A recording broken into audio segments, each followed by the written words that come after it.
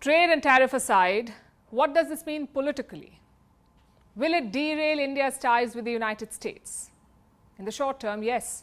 We are seeing that happen in front of our eyes. Trump is insulting India, he's striking deals with Pakistan, he's tariffing us. So clearly the ties are being derailed. The obvious question is why?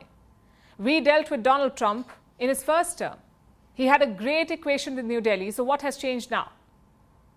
Mainly two things. One, like I said before, Trump wants a lackey, but India refuses to be one. And secondly, Trump has become more transactional. His second term, in fact, has been defined by that. Want US weapons? Give Trump a big Boeing plane. Want US money? Nominate him for the Nobel Peace Prize. Want US military aid? Sign off your rare earth minerals.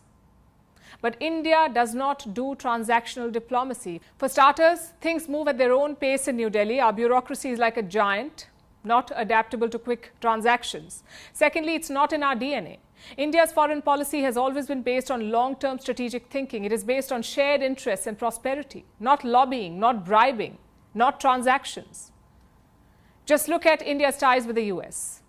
It took years for New Delhi to warm up to Washington, to overcome the Cold War hesitancy.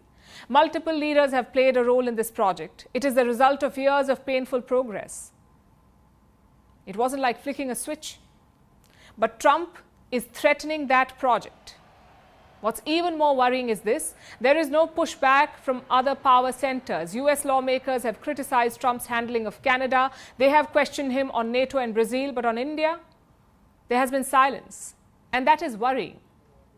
The India-US partnership always had bipartisan support. If that's not the case anymore, it's a reality check. The next question is, where do you go from here? Who can reset this equation?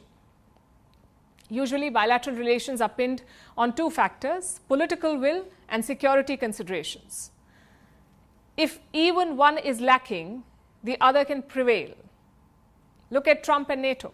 Politically, the US leadership does not like NATO, but the US security establishment does, which is why Trump is not walking out of NATO, not yet. But India was the opposite.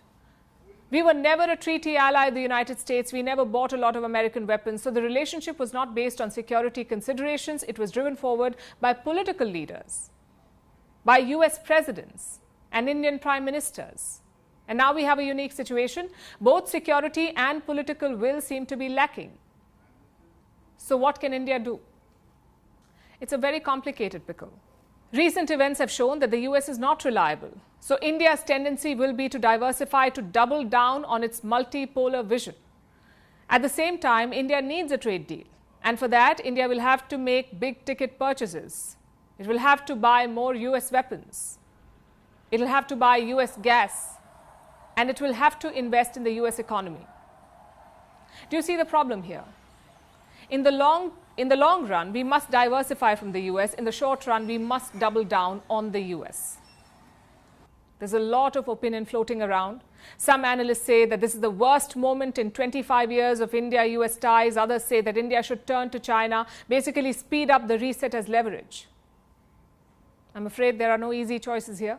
On the one hand, you cannot give up such a relationship overnight. On the other, you have to be realistic. Whatever path India chooses, it must do so with conviction. In this tumultuous world, there is no place for half-hearted bets.